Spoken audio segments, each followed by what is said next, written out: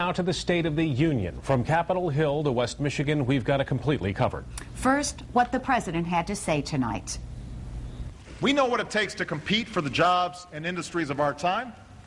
We need to out-innovate, out-educate, and out-build the rest of the world. We have to make America the best place on earth to do business.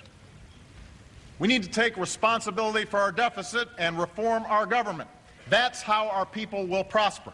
I am proposing that starting this year, we freeze annual domestic spending for the next 5 years. Now, this would reduce the deficit by more than $400 billion over the next decade and will bring discretionary spending to the lowest share of our economy since Dwight Eisenhower was president. New laws will only pass with support from Democrats and Republicans. We will move forward together, or not at all. For the challenges we face are bigger than party and bigger than politics.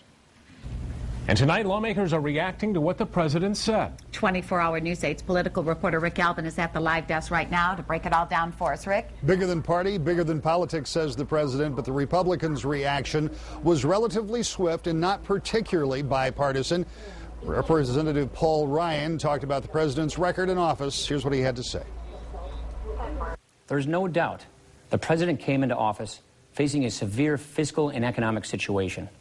Unfortunately, instead of restoring the fundamentals of economic growth, he engaged in a stimulus spending spree that not only failed to deliver on its promise to create jobs, but also plunged us even deeper into debt.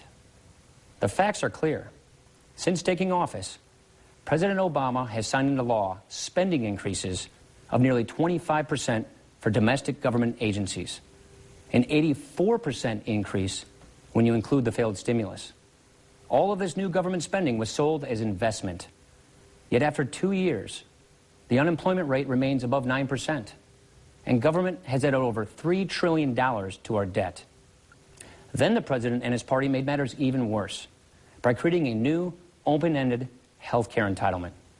So, as is usual, not everybody agrees that what the president had to say was the right tone. In fact, Democrats say the president gave a good speech, but the Republican action goes somewhere from skepticism to wait and see.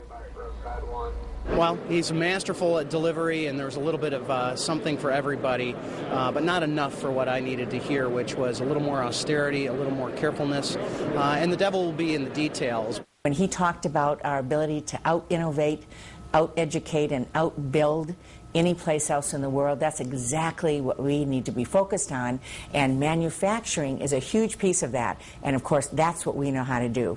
The proof is in the pudding, but I'm certainly willing to work with the president to move that direction.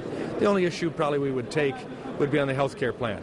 I think we've offered alternatives, and finally last week when we passed the repeal and began offering the alternatives again this time, I'll take the president at his word that he is willing to work with us. So there you have it, the president's speech, and some reaction over the next several days will continue to measure exactly how much of this speech could become reality and how much of it, like so many State of the Unions before, was just so much of a speech. All of that will continue with our continuing coverage. We're at the live desk. Now back to you. All right, Rick, thank you. And still to come, the president mentioned 2 Detroit area men during his speech. You'll hear more about that coming up in about 15 minutes, and our coverage continues at woodtv.com. You can just click on the On Politics link.